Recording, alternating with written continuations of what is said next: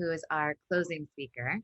Uh, Pete Dunn's bio is here. I'm going to just pass it on to him to begin our closing. Maybe you can share some initial thoughts, and I'll message you the names of the facility. I think I got it. Thanks, though.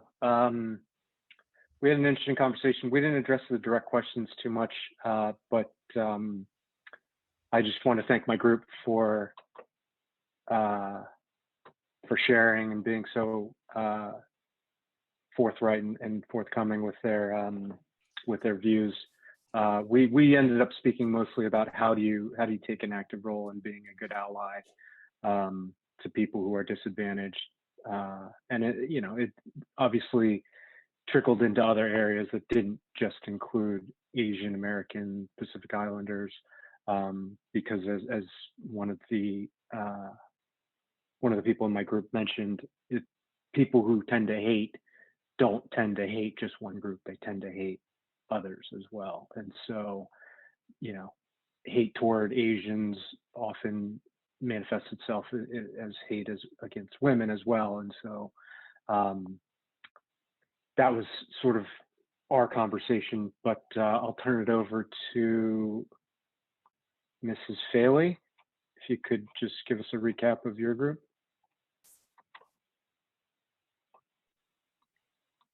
Well, my group was a very powerful group, and I appreciate their comments.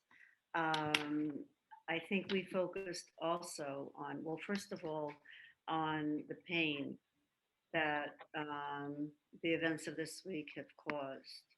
And how do you go about experiencing the pain, telling people about it, and how do we go about reaching out to others? And there were really simple methods, which is saying in a corporate world sometimes, well, I've never been in a corporate world, so I have to say, but in the school setting or corporate world, saying hello to somebody, knowing someone's name, saying hello to them, saying hello, how are you, in an email or a text, beginning with that before the business begins, recognizing that each one of us is a human being who has feelings. And it could be that someone would be able to eventually open up and say, I'm not feeling well today, or the situation is very difficult for me. But to give people the opportunity and the freedom and taking the chance to do that, because sometimes it's a little scary to do something very different like that. It's terrible that that should be different, to say hello, how are you, but to do it sincerely, and to you might get a response. The other thing is how to go about creating a sense of community for everyone. And again, it's the first step to saying, hello, how are you? You're important to me.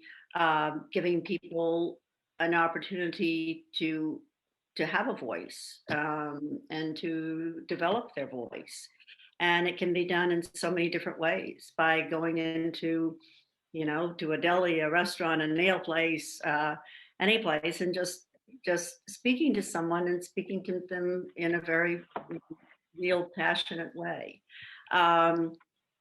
The other aspect, well, there's this one person who's doing a documentary filmmaker. I really want to follow her and know more about that. That is fascinating, because that is so powerful.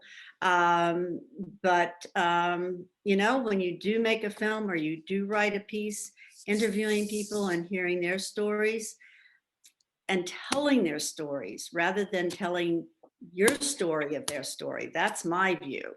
There's a lot of interpretation that goes on, and it bothers me that someone isn't revealing. You interview someone, you tell their story rather than you're filtering it through, your story imposed on that. So I hope I represented my group well, because they were awesome. Thank you very much. Thank you, Ms. Faley. Dr. Clifton.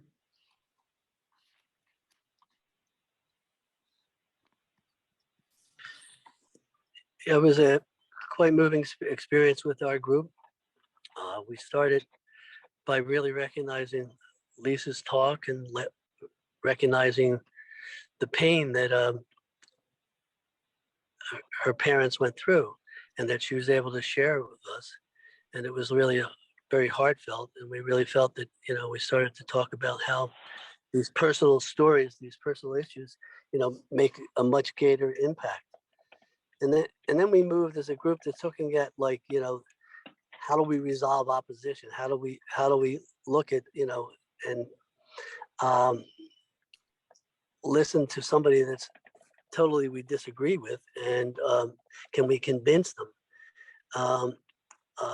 to see our position? And then there was a movement of recognizing that we have to kind of develop a sense of listening to this other person, even though we might really think that they're out of their minds. But by the listening, we can bring about a sense of, like, maybe empathy and compassion, and then there could be some possible interchange, all with the hope of moving towards, people acclaiming each other's mutual humanity, no matter what race we're from. And then there was a lot of, like, personal stories that people shared from their own life, and what triggered their changes. One of the gentlemen was talking about, when he does conflict resolution or diversity groups, he asks for permission from his participants that he can be wrong, because he said, he can only get to know where they're at by making mistakes and understanding. And so there's, like, again, that's a putting right out a sense of humility. And when we have that humility and don't have a sense that we know what another person should do or how they should be, there's a much greater sense of receptivity and exchange. Another person shared a story of a pretty famous gentleman who was a civil rights activist, and only later in life that he came to a sense of, like, shame, that he thought he knew everything, and he finally realized that he didn't have any lived experience of what these people he was sort of marching for, and that was a humbling experience. And so we moved to this sense of we have to grasp humanity, common humanity, before empathy can grow, and then compassion can start to grow in a greater sense. And out of a sense of compassion, we can take actions that can lead to spontaneous change. It's not an easy task, but and then we talked about certain examples of, in our own group, connecting the dots since June, that we see we see an evolution in all of us, out of humility, learning lessons that we thought we knew and realized we were wrong. So it was I think everyone shared with their heart in their group, and it was really a nice experience to be there. I thank you for participating with us. So thanks. Thank you, Dr. Clifton. Natalie, would you like to share with your group? Thanks, Peter. Yes, we had great discussion in our breakout room, and we started really talking about the journey that we've been on, right? Traveling from very different spaces and places and moving toward, it seems like every time we think we're moving toward the light, there is a shadow that's cast. So our first contributor in the room really shared the recognition that there is truly a dark side to humanity. We know this is not new, but it's been uncloaked, and we are seeing more and more opportunities to uncloak and face the reality. Her reality is that although she is of mixed heritage, West Indian and Scottish, she has not had the experiences that others have had. And so it is a reality check on sometimes on the dismissiveness that we have when we think something sounds outrageous. Because we haven't experienced it doesn't mean it isn't true. And we are learning then, as another participant said, forcing myself to listen so that I can understand. She shared, our second participant shared, having known someone who was of Vietnamese heritage, and had come to this country. And only after many years did she come to understand the woman's story of the fact that she physically escaped and was not successful in a first escape attempt from her country, but had been caught on her first attempt and imprisoned and endured hard physical labor. And this woman was very close in age to her, and it was just a devastating reality to recognize that, oh my gosh, she really had to fight for her life. And I am fortunate to live in the country that I was born in. What she does in terms of her work with others is something called accompanying. And accompanying means you are someone to support an individual who is working through the immigration process. So one of the things that looks like a light at the end of the tunnel is to continue to do this, but also broaden that role of accompanying and just making sure that people know that I am here to support you. It's a world of difference. And as Mrs. Faley shared, when people know that you are there to support and help, it makes a world of difference.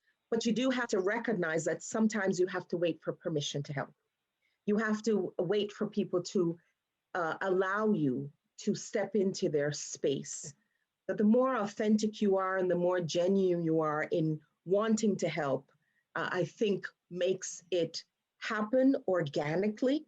You can't force issues to happen before that time, but there are things that you can do to make yourself more available to others. And so Lisa Sun talked about a website that she found so very helpful and so very easy to use to report the incident that she experienced. Maybe there are ways to become a resource on websites like that to be available to a company. Another thing that contributor did was she learned Chinese. She learned the language. And maybe you don't become fluent and absolutely brilliant in it, but you can learn how to communicate so that you provide that comfort to someone. You went the extra mile to find a way to communicate effectively. Another contributor in our room shared the fact that, you know, although she has Vietnamese origins, she grew up in this country, and the order of, or the custom and the approach was to just let things go. Don't make waves. You will show that you belong by succeeding. And so she is a successful business entrepreneur. But with the onset of COVID, her business suffered once customers learned that the owner was of Asian descent. People began to cancel their orders, fearful of contracting COVID from the products being sold in her store. The realization that you are an insider who's an outsider, it's a struggle. And now, after years of supporting others like Black Lives Matters and other causes and championing and participating, she for the first time will this weekend be participating in a public forum, a public protest for her own people. And this sort of outward show of emotion and protest is new for a whole generation of Asian Americans who have found that they had just go with the flow, just don't ripple, just study hard, just excel, and it'll be okay. It's not enough. And so now there is a whole different feeling.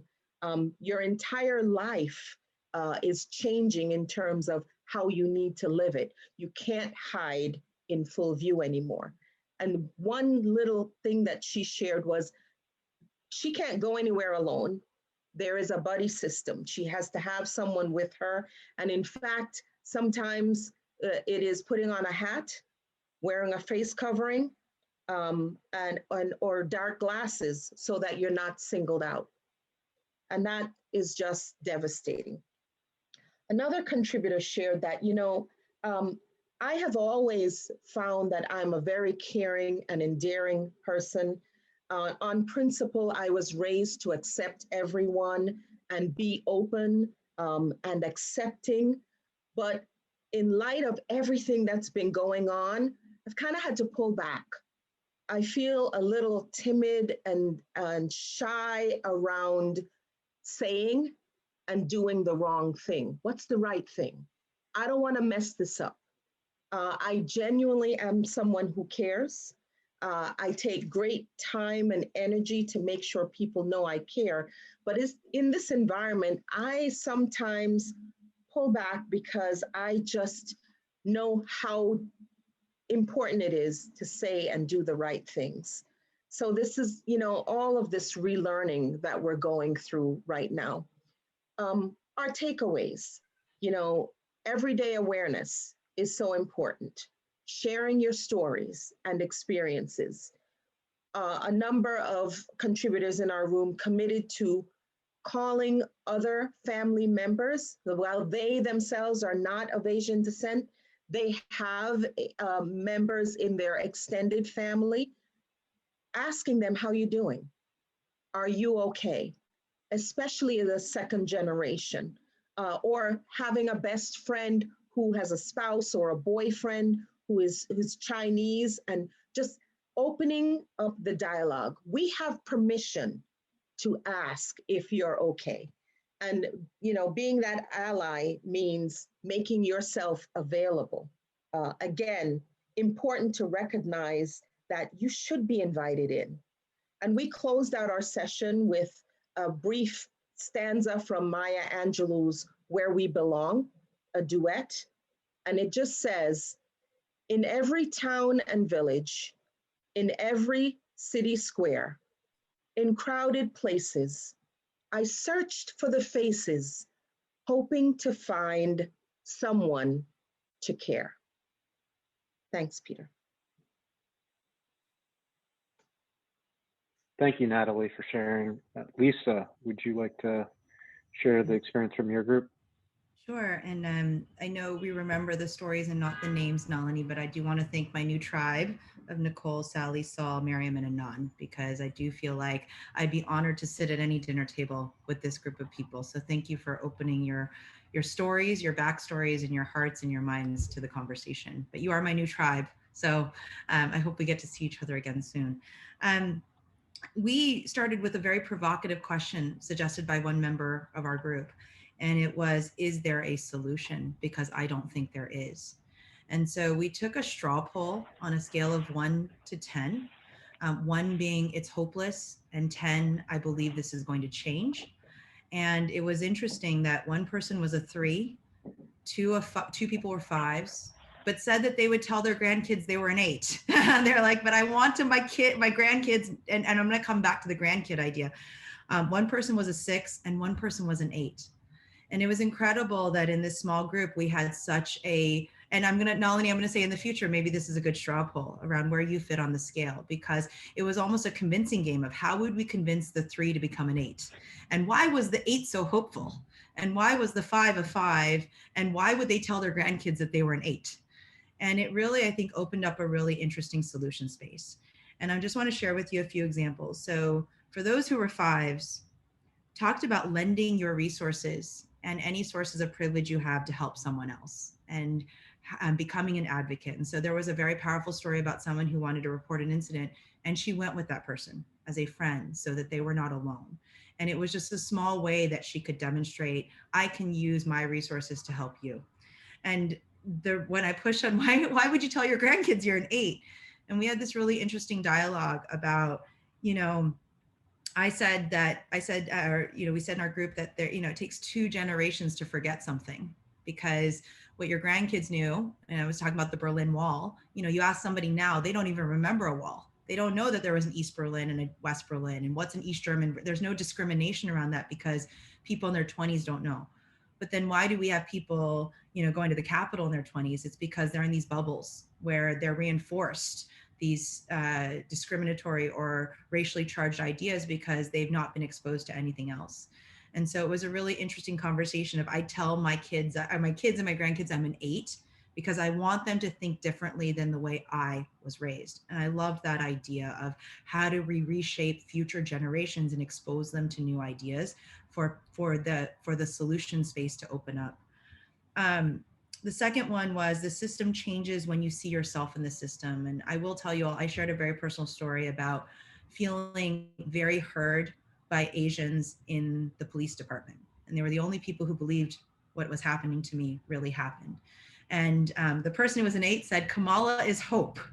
And I love that this person said Kamala is hope, because when we start to see ourselves in the system can't fight against us because we're inside the system. And how do we help the systems hire and elevate the people who look like us? And I thought that was a very powerful idea that I hope maybe was convincing the 3 that maybe they could move closer, because I think the solution starts to become when the system looks like us. So those were some of the things. I will say one person raised a really interesting idea of why are we one of the few countries in the world that identifies your race on every form?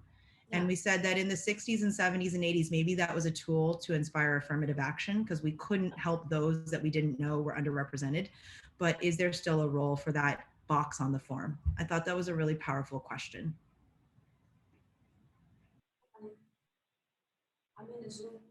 Thank you, Lisa. That's an interesting question, and one that I've asked myself, frankly, where in college applications, for example, you can ask a person's race, but you can't ask their religion, which is interesting because you can't change your race, but you could potentially change your religion. But I thank everybody, all the facilitators and all the contributors for their feedback and their contributions. And I think we had some pretty powerful conversations, and I think a lot of what Lisa had said stole some of my thunder, frankly. Now, she said a number of things that I think resonated with me and seemingly resonated with the people in my group whose backgrounds are incredibly varied. For me, I know that I grew up in a home where my parents came to the States from Korea. They both worked in the federal government.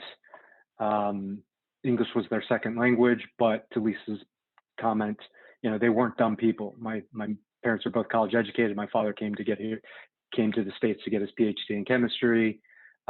He ended up serving in the U.S. Army. Both my parents served in the federal government. And yet they were still treated like second-class citizens.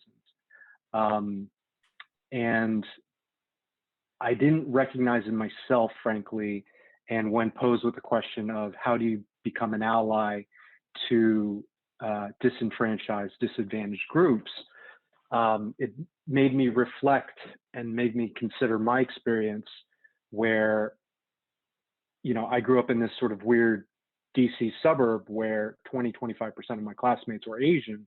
And so naturally I had Asian friends, but they were all like me. They were American born with no accent. And I felt like an outcast when I was among the Asian born or those who spoke Korean or spoke Mandarin. And yet, oddly, my best friend was Chilean and spoke Spanish at home. And I noticed that at school and at church, some of my Korean American peers felt more comfortable speaking Korean. And so because I didn't speak Korean, I couldn't even communicate with them, let alone relate to them. And so as an English only speaker and somebody who's only able to consume American media, my only impressions of Asians were what Hollywood and major corporate, major media was telling me, which was that Asian women were meek and subservient and that Asian men were weak and effeminate. And Asian women in TV and film were often portrayed as sexy or nerdy. There was no in between. Asian men were either kung fu fighters or nerds. There was no in between. And even today, I'm still shocked when I see Asians being portrayed in normal roles that are traditionally played by Caucasians or others that aren't Asian or Pacific Islander. And I think as I peel back the onion and was reflecting on my experiences from this week or in my life this week, I think I resented the fact that I had to growing up, I had to at times play the role of a child and at times the role of a parent, where my parents, even though they're educated people and spoke perfectly fine English, there were times where as a native English speaker, they would ask me to translate things and read forms to them or go to appointments with them to help play the role of translator and basically break down, or in some cases, people would just speak too fast or with an accent and just make it difficult to understand. And so I've sort of become fluent in broken English. And again, my parents speak fluent English, but I've had to sort of play this role where I'm translating for them. And I think I resented the fact that I had to do that for my parents. And I think I resented the fact that my parents didn't speak, act, and behave like Mike and Carol Brady from the Brady Bunch. And I noticed that as I've grown older, the number of East Asian people in my life has gotten smaller and smaller.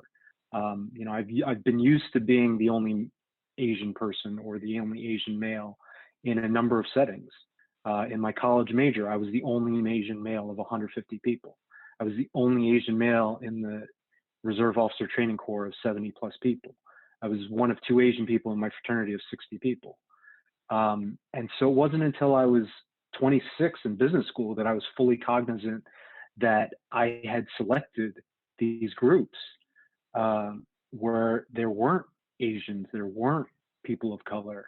And I became fully cognizant that I was racist against other Asians. And yet I did nothing about it. I felt like there was always a competition between other Asians and myself for grades, for ranking, for places. You know, within a friend group that's predominantly white, there would be essentially competition for that one token minority spot. And so I never even gave them a chance because non-native English speakers a chance because they didn't meet my ridiculous expectations. And I didn't want strangers to associate myself with them, and I distanced myself. And as I look at it now, I recognize how pathetic that is. I mean, how idiotic and how self-hating is that I was worried about judgment from strangers, from white people that I didn't know. And if they're racist or bigoted in any way, they're not going to be able to tell the difference that I'm American born and I'm a native English speaker and that I served in the military and I'm, you know, I consider myself American first and I just happen to be ethnically Asian. And that's how I always defined myself and viewed myself.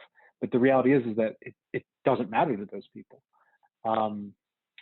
But we've talked about a lot of negative things. I'm going to just mention a couple of things that I found in my research that were interesting, and then I'll tie it all together. As most of you have heard in the media, and I found this, that the Pew Research Center found 40% of adults believe it has become, quote, more common for people to express racist views towards Asians since the pandemic began. That's not really news to a lot of us. This may be news to some of you. Representative Congresswoman Grace Meng from New York in March 2020, so a full year ago, introduced a House Resolution 908 that passed 243 to a 164 vote that basically asked for public officials to condemn and denounce anti-Asian sentiment, racism, discrimination, and religious intolerance related to COVID-19, and asked for federal and state officials to take some very specific steps.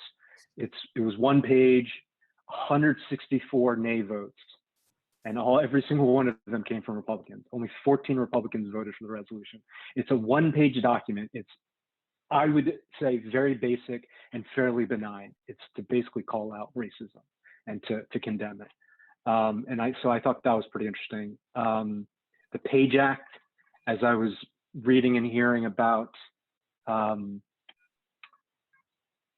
of the hate crimes recently and some of this anti-Asian violence recently, I learned of the PAGE Act of 1875, which was introduced to, quote, end the danger of cheap Chinese labor and immoral Chinese women. And effectively, it banned Chinese women from and East Asian women from immigrating to the States and only allowed for essentially indentured servants. And paradoxically, it encouraged the very vice it was purported to be fighting, which was prostitution. And the last thing that I'll say was, and that sort of overlapped with the Chinese Exclusion Act of 1882. But the last thing I'll say is that, you know, one of the things that Lisa, Dr. Clifton, and my group identified was that we need to come to common ground with others and really start with the understanding and the belief that we have way more in common as humans, as people, than we do differences, right? We all are human beings. We all have to breathe, eat, sleep, and we all have fundamentally the same goal, to be happy, right? And how we get there is going to be different, but we're all ultimately the same Homo sapiens. And frankly, I've been more hopeful. I just recently started watching Mad Men, and it's in a way incredibly shocking, but in a way it's very encouraging. It's amazing how far the workplace has come in terms of appropriate behavior. You know, the least offensive of things in the show really are the drinking and the smoking in the office. And the most offensive are the rampant racism, anti-Semitism, and sexual harassment. But that was, you know, two generations ago, 1960. And so my hope is, to Lisa's point, if it takes two generations to make people forget things, I'm hoping with having access to the internet now and the ability of that to make the world a smaller place and the passage of information quicker than ever, I'm hopeful that we can make that two generations a smaller number going forward. And I'm hopeful that for the first time I see Asians or people of color, disenfranchised, disadvantaged people speaking up and getting support from other groups.